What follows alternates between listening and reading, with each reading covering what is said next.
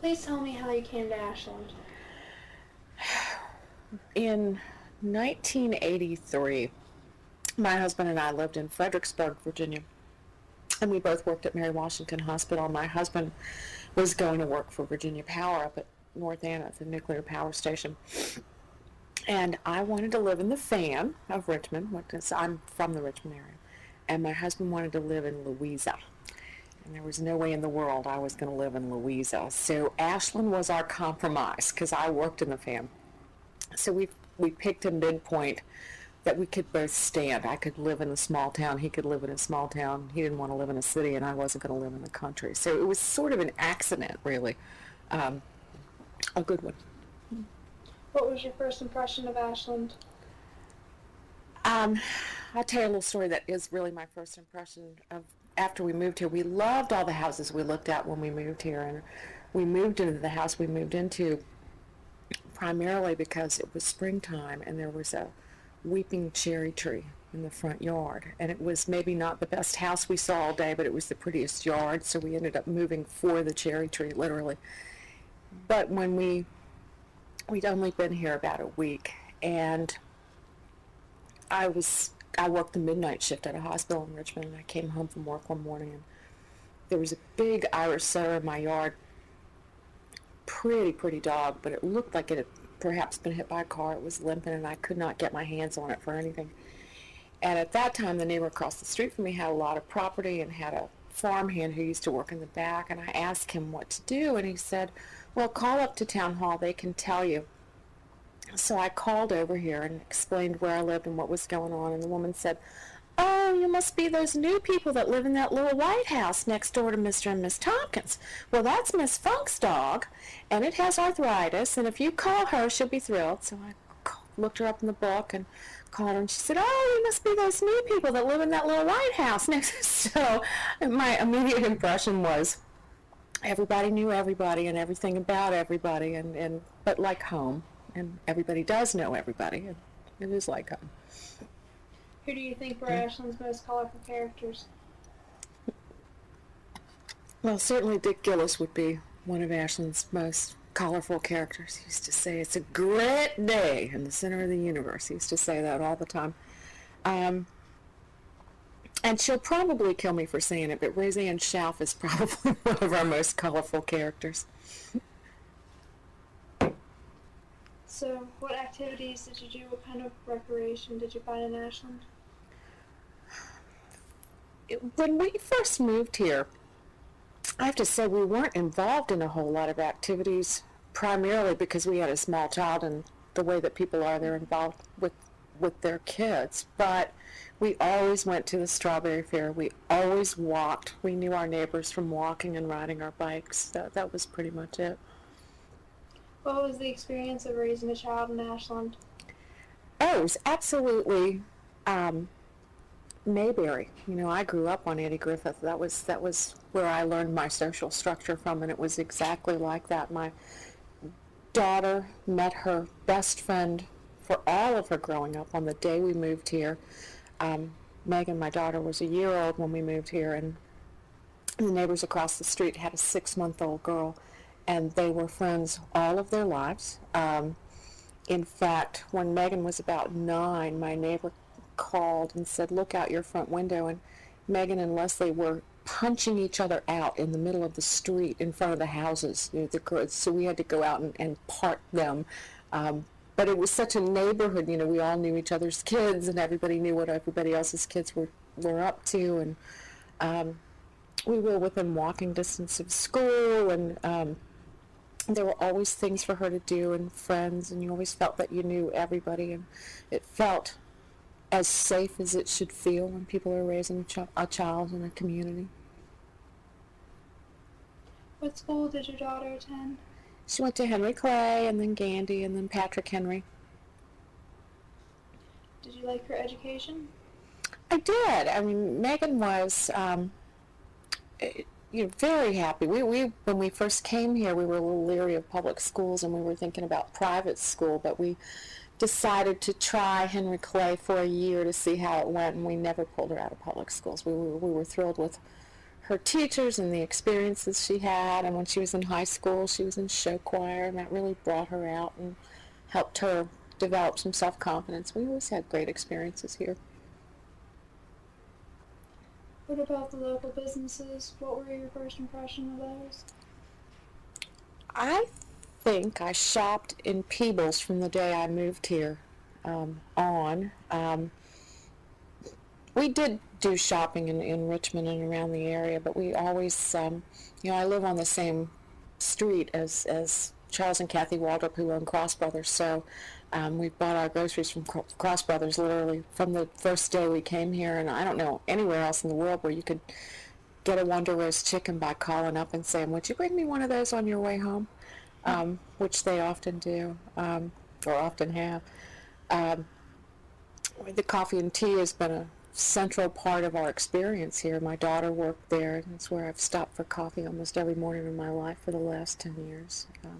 We've always been big users of local businesses, and we've always had happy experiences with them. We're big users of the Ace Hardware because, again, Robert lives on my street too. So it's the thing about local businesses is that local businesses are your neighbors and they're your friends, so you don't shop at them. It makes the experience really different. It's not. I went in the Ace Hardware one day years ago, and before Robert was the owner, and there was an older guy named Al who used to work in there, and I walked in for 2 little screws that I needed for something. He just gave them to me and said, "Get out of here! Nobody pays for that." And so it's always been that you've been treated like a member of the community, not just some anonymous customer somewhere. Have you been a member of any organizations? I've been a member of the Ashland Hanover Citizens for Responsible Growth for many years. I don't know exactly how many years. I'm a member of HAC, of course, and I'm a member of the Hanover Humane Society. Do you have any fond memories of any of those organizations? Well, the Citizens for Responsible Growth helped me get here. They don't, of course, support candidates because they're a nonprofit group, but those are some of the smartest folks I've ever known and some of the most committed to their community. And for all the brouhaha over the Walmart battle, ultimately, when I look back on that, what's so impressive to me is that those folks became my friends. They became my community. They're the people who introduced me to more people than I'd ever known. They were so passionate in their love for this community that, you had Jeff Rao, who's a doctor, who became one of the biggest experts on public transportation I've ever met in highways. He knew everything about everything. And those folks, it seems to me, are what Ashland is, that they're the people who love their community so passionately that they'd be willing to dress up like gorillas and stand on street corners to keep things from happening that they didn't want. And I think, too, we took a bad rap there towards the end because we were called the Pink Flamingos, and that all started because there was a tradition in the Richmond area that local churches would buy up those tacky plastic pink flamingos, and you'd walk out on your lawn one morning and you might have 25 of them on your lawn. And in order to get them moved, you had to give a donation to the church, and then you could pick where the flamingos went next. And we loved those things. We thought they were great. And so we had tons of them, and they were all over Ashland. And in fact, there were some folks over on Sneed Street who I don't know, who did a Santa and his reindeer diorama in their yard one year, and they had pink flamingos pulling the Santa's sleigh, which I thought was pretty wonderful. So, what were your feelings about the Walmart coming? Well, clearly I wasn't for it, and it was, it was a very complicated thing. It was never a one or the other issue that I think most of us felt. I mean, there are a lot of issues there. Most of us don't like what Walmart does as corporate policy. It has nothing to do with local folks who work or shop in Walmart. It's not about that. Most of us feel that their corporate policy, or many of their corporate policies, are pretty irresponsible, but we never tried to stop Walmart from coming to town. We tried to stop Walmart from building on that property because we felt it was pretty valuable industrial property, and we shouldn't be building retail stuff where good industrial business would go, because industrial business brings better jobs to town. And that was really the heart of that they could have gone somewhere else. So how does it feel to be the mayor of the center of the universe? Ask me on any day and there'll be a different answer. Mostly it feels like an honor. You know, it's my job to be a spokesperson for the 7,000 people who live here. And that's a very big job. And when people trust you enough to do that, and I'm entering into my 5th year of that, it's a huge honor. Then there's the other piece of it, which is learning that your job sometimes and very often is to say no to people that you care about. You know, this is not an easy job where you get to give people everything they want and sometimes everything they need. That you have to follow the law, and you have to think of the greater good. And it's difficult to sit up there lots of times and tell people who have very good reasons for wanting what they want that you're not going to be able to do it. And then sometimes it feels wonderful to be out there fighting the great battles and the little battles for people that you love very much. And some of those people I love very much I know, and some I don't. When did you become involved with politics in Ashland? During the Walmart battle. I had always voted. I had always gone to the forums. Didn't know a lot of the players. Knew what I saw in the public forums where candidates came out to talk. When I first moved here in '83, there was a town council meeting where I knew they were considering the possibility of a public swimming pool long before we had Carter Park. And I went to that meeting, and I didn't know any of the council members, and in fact I didn't know anybody there at all. And there was a council member who brought forward the possibility of having a town pool, and Dick Gillis said from the podium, no, we brought that up right after World War II and nobody wanted a pool, we're not doing it now. And I knew I had entered into a different realm of politics where people thought about things in very longitudinal ways and not necessarily, change wasn't happening quickly. So I over the years came to a few council meetings when there were issues that I was interested in, but I wasn't very much involved in local politics at all until the Walmart issue. And with the Walmart issue, the great thing about that whole battle was the notion of how involved people got in the process and how much they learned about their community from that battle. In fact, that's the great positive outcome of that.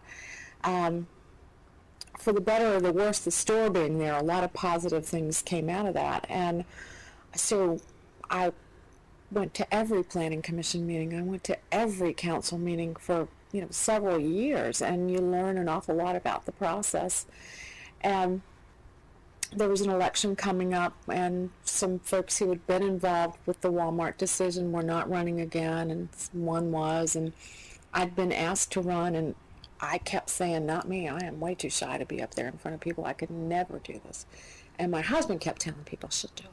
She'll do it. Just keep at her. She'll do it. And they finally, I finally agreed to do it because I finally thought, okay, I know I'm going to lose, and I think my ego can handle that, but it's good to make a public stand. And so I really believed, until the names were announced, that I had lost from day one.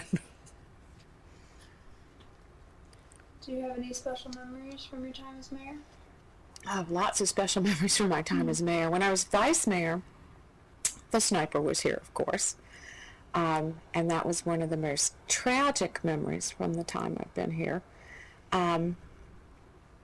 One of my precious memories is when Virginia Shelton, who is our oldest resident, turned 100. We gave her the very first key to the town that had ever been given out in anyone's recollection. One of the things I'm proudest of is that we've initiated community meetings, that when projects go on around town, we meet with the residents. And so I have lots of special memories about meeting with people and talking about the things that they care about. My memories are more general than particular because town council is in its own way a family, and I care deeply about all the people I've served with. I've never served with anybody that I have hard feelings for or about. That you work very hard to do this job, and everyone in this building feels like family. Our staff does breakfast every Friday morning. They all do a potluck breakfast, and so some of my best memories are dropping by. And they read each other, little facto file stuff. Did you know that? Or they tell jokes, and so that kind of stuff. Have you seen any significant changes in Ashland since you've been here? Well, of course, the growth has been significant since I've been here. It's a small town. It's still a small town, but things are building up around us dramatically, and that's changing. But the kind of wonderful thing about Ashland is, no, it's the same as when I came here in attitude and how people are, and the way that that kids go to school and the activities that their parents do. It all seems very much the same. When I talk to my friends who have much younger children, they're doing the same things that my kid did when she was that age. How has having a college in the town influenced your career or affected your career? My career as mayor? Mm-hmm. Well, I think, the college is a significant piece of the town, and the entity itself means that whenever you think about big decisions, you think about who's going to be affected by those decisions, and the college has always been a significant part of our thinking. And how the college fits into the community and how the community views the college. It's always been a consideration. I have to say, since Bob Lingland's been here, it's dramatically changed my personal relationship with the college as far as when we do business. That in the past, we had sort of perfunctory meetings with the college a couple times a year, and we talked about planning and zoning issues, those kinds of things.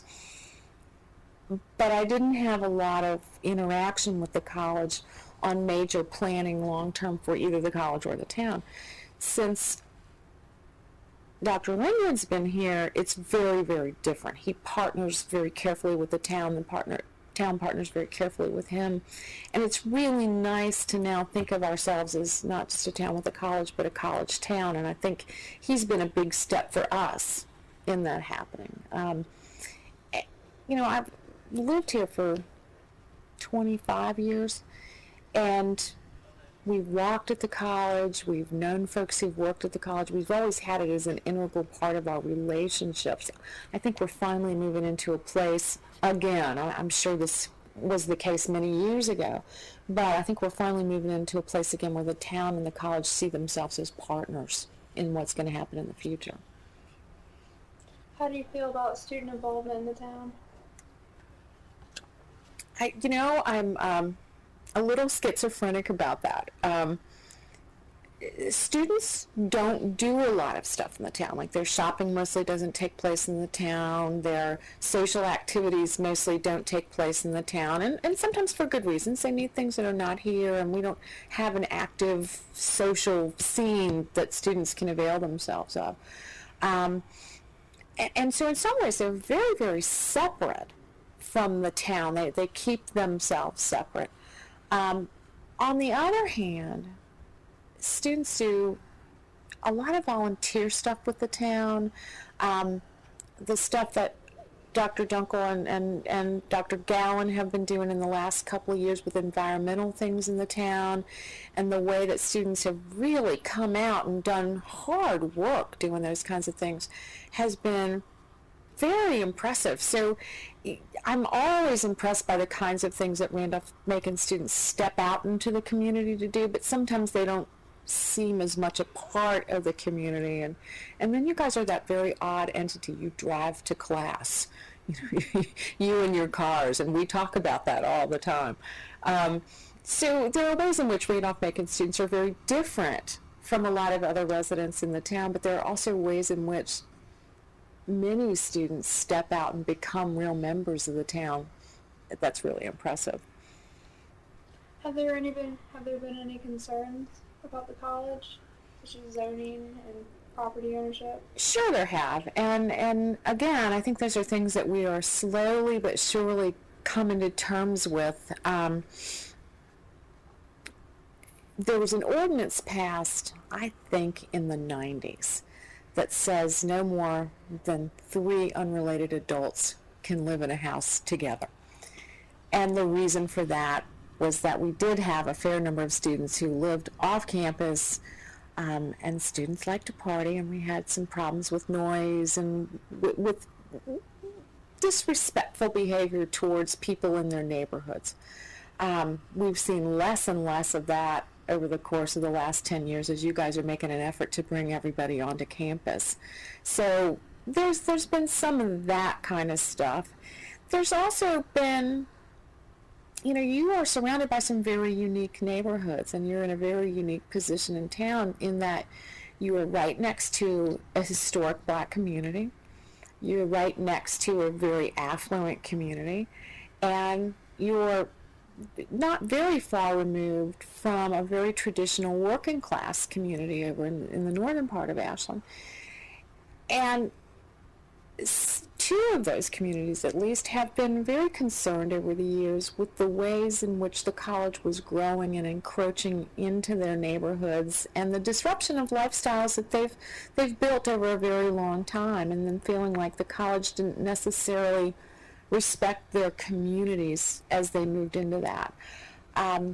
We were quite lucky to have a planning director that we've only very recently lost, who did a great job of working with the college about making decisions about those kinds of growth that would be more respectful to those communities. And I think too, again, I sound like Dr. Lincoln's cheerleader, and that's okay.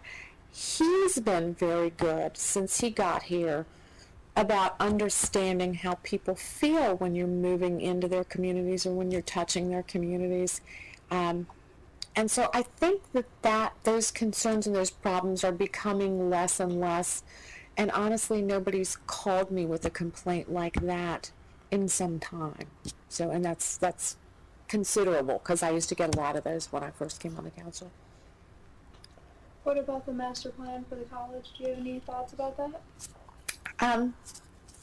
I think it's all pretty good and pretty wonderful. I teach at a college as well, and I know that there are good ways for colleges to grow and not so good ways for colleges to grow. And historically, what a lot of colleges have done is bought up property that was on the tax rolls, taken that property off the tax rolls. The town, the area is not getting any money, and all that happens really is the college gets bigger, but it doesn't necessarily influence in a positive way what's happening otherwise in the town. And I think the terrific thing about the master plan now is that the college didn't create it in a vacuum. The college called in all the stakeholders and said, what do you need for this to work? And so it seems to me that the long-term plans this time don't just benefit the college in a way that perhaps the town would get some spillover benefit from. But this time, the plan is set up in such a way that everybody benefits as the college grows. And so it's that whole partnership thing. We were invited into that process from the very beginning, and I feel that people really believe that in the town that they've been included. And so if there are problems with it, they're problems that we all bought into at the beginning. I don't see those problems, but they're not things that people will feel have been inflicted upon them. What have been your plans for the 150th celebration? Well, I have quite a lot of plans for the 150th celebration. I think the greatest thing about the 150th is that we didn't try and create a new, unique thing that ignored everything we've done all along. Mm-hmm. So the greatest thing is that we've been celebrating all year long. Everything that we traditionally do in Ashland has been a celebration of our birthday. For me, the most fun so far has been the party we had here at Town Hall on the actual day of incorporation, which just happened to fall on a town council day. So we were here already. We had a ton of people. We had birthday cake. I am not a weeper, but there are days when I look around me, and it always happens to me on 4th of July, I look around at this town and see what we are, and I can never get through that one without tears. And I didn't get through that night without tears either. The wonderful party of having so many people just coming here to talk about how they felt about the town. Having there was a man who came to the celebration who was the mayor the year that I was born, was here, and that was really fabulous. So everything's been a big celebration all year long, and we're looking forward to the big party in October. The worst thing, and I'll be on record now as saying this, and Sue Watson will hear it, is having to wear Sue's great big birthday hats, big 150th birthday hats, because those things are really hard to keep on. You have to kind of stand stiff and straight and tall. But if that's the worst thing I ever have, I don't have much bad. So what are you planning? I know 150 birthday cakes are going to be baked. 150 birthday cakes. We're going to have things for kids. We're going to have live music. We'll probably have some exhibits. The plans aren't finalized yet. The committee's working like crazy on that. But lots of things for kids and families, because that's what we are. We're a town that's about families. So we want to make sure that there are things for adults and there are things for kids, and that there are things for every member of the community. I mean, one of the things that's so important about this community is the kind of diversity that we have, and we want to make sure that there are things that will appeal to all the members of the community, not just some. Tell me more about the diversity in the community. Well, I guess when I say diversity, I mean we have some diversity of races. We have a pretty significant African American community here and a pretty significant Caucasian community. We don't have, as far as I'm aware of, at least a very vocal or very visual communities of other races. But within those two communities, we have rich people, we have poor people, we have middle class people, we have people of all religions, we have people of all sorts of political persuasions. I think we might be the only place I know of in the last political election that went exactly 50-50 on both sides. And what's always interesting to me is that we don't particularly feel divisions among those communities. Most people I know in Ashland have friends that cut across classes, that cut across races, that cut across religions. And I think we're lucky here that we don't have a lot of division within our diversity. And I think in the 2 years ago we did our very first town-sponsored Black History Month. We've never done that in the history of the town, and I think part of why our work's here is because we try really hard to listen, and we try to do things for everybody and not to the exclusion of anybody. I'm not trying to paint a rainbow picture. We are not perfect here, but we try really hard to make sure that we at least think about what other people need and want as we make decisions. So relatively, race relations have been good? I've never known them to be anything but good. I mean, certainly there are ripples of concern, but when I first ran for council, Jay Pace was the editor of the Herald Progress then, and the letter that or the editorial that he published the week after I was elected pointed out that for a small town, at the time we had 2 black members of council, 2 women on council, and 1 old white guy who's still here, and we're pretty fond of that old white guy. But for a small town, that's a pretty amazing mix. For a small southern town, that's a pretty amazing mix of elected officials. And no, I've never known there to be major divisions over race. Where the problems occur is that we sometimes make decisions not understanding what everybody else needs. Not that we're not looking, but it's very hard sometimes to put yourself in other people's shoes. And I think we've gotten pretty good at asking a lot of opinions and getting a lot of input. So I don't think we have huge racial problems, not that I've ever heard.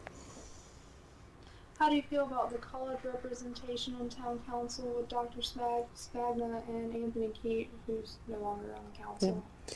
Well, that's always been really valuable. I mean, it's only tricky when you've got to have a vote and maybe there's a divided vote over something and two people can't vote because that's the issue. But that could happen with anything. And it's always been very valuable to have good input from the college perspective. You know, Anthony and George were my friends before they were my council colleagues. And so I respected them as people first. And I always knew that whatever they brought from the college came from the same respectful place. So I think it's healthy. I think it's healthy for the college, but I think it's healthy for the rest of us as well. We're always partners. What about the new members of the council?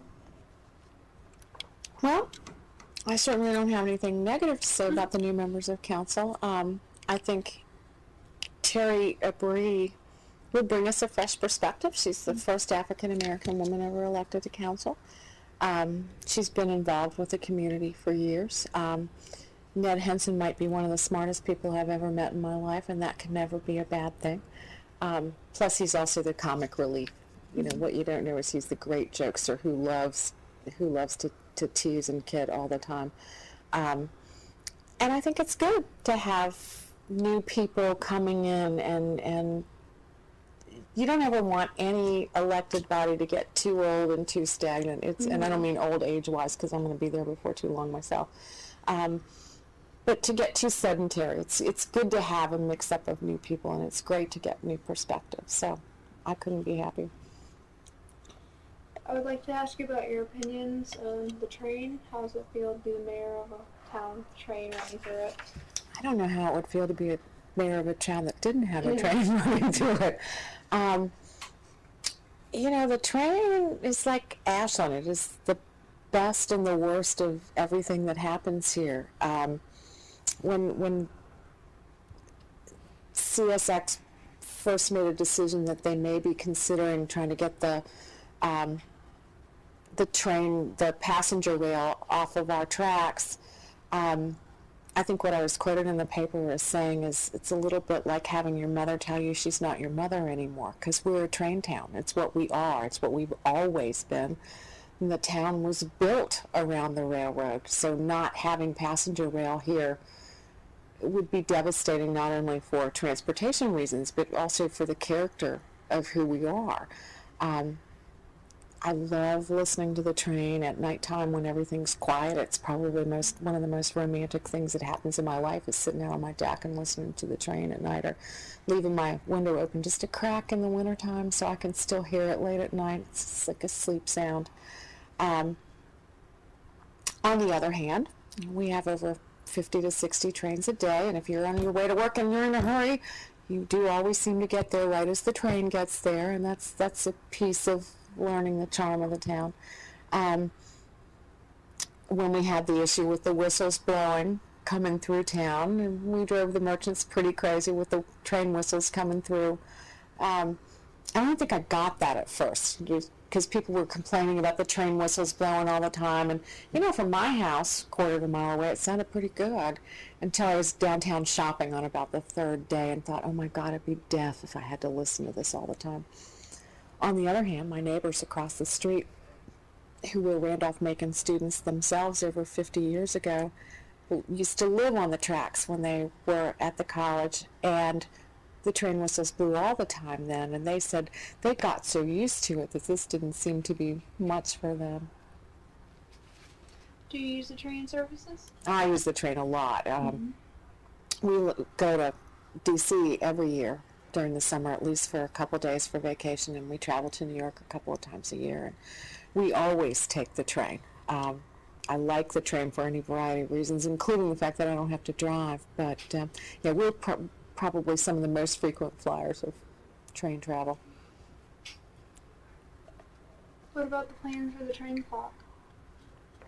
Couldn't be more excited. Have made my own donation. I think, of course, for the 150th anniversary, we would do something around trains. I mean, it just celebrates exactly what we are.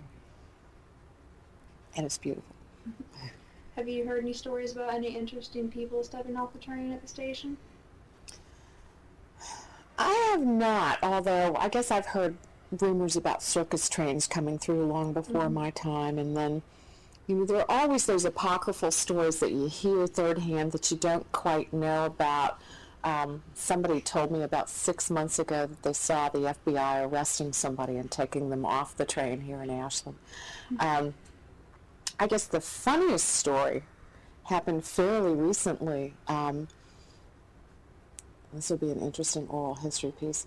I was doing the proclamation for Train Day because National Train Day just happened to fall on a Saturday, and I arrived at the train station, to an audience of about 10 people for me to read the proclamation to. And there was a drag queen at the train station, and she lives in the Northeast, somewhere far north, and loves trains and comes here every year to watch the train on Train Day. So as I'm talking to some of the elderly, hallowed citizens of Ashland about Train Day, I'm also talking to a drag queen about how cool the trains are. Any questions, Lori? What do you think the future holds for Ashland? I approach the future here with utter optimism, but it's cautious optimism, that what we have here is such a precious, precious thing. A small community where people know one another and people truly care about the future of the community. My husband and I we're at a neighborhood barbecue on the 4th, and a friend of ours from Richmond came out to the barbecue, and she said, I've never been in a place where everybody knew about what was going on around town. Everybody at your barbecue knew about local politics, local people, local everything. And we said, everywhere we go in Ashland is like that, because people love this community so much that they do know everything that's going on. It's why Mrs. Funk knew we were the new people in that little white house. Everybody knows everything about the people around here, and they make it their business. Shouldn't do anything in Ashland you don't want people to know about. But there are fewer and fewer of these precious communities. And as long as people, as not elected officials necessarily, but as long as the citizens of the town pay really close attention and stay really involved, we'll continue to be what we've always been. But with growth happening like it is around the country, with people doing more and more driving to strip malls and that kind of stuff, if people don't pay attention, that's when things could dwindle and we wouldn't have the kind of base that keeps people here. For my final question, what do you think makes Ashland so special?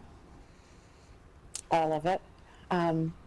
There's not one thing that you could pick out. You couldn't say it's because we have a railroad, although we're the only small town with the railroad that runs through the middle of it anywhere for, 100 miles.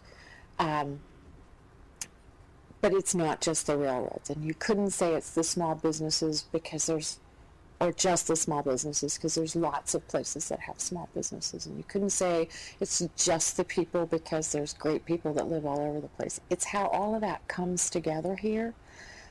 It's the sense of history. It's the sense of place. You get into organizations, and I forgot to say earlier that one of my proudest accomplishments of my whole time in Ashland is that I'm a member of the Ashland Women's Club, which is the second oldest women's club in Virginia.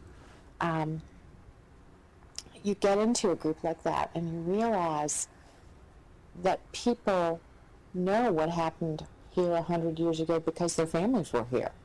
And yet they welcome people like me who've only been here for a shorter time. And then you hope at some point your own child will look back and say, yeah, my mother was part of that. Or, it's the sense of history and place, the way it comes together here. It's the whole package. Well, thank you very much. Thank you.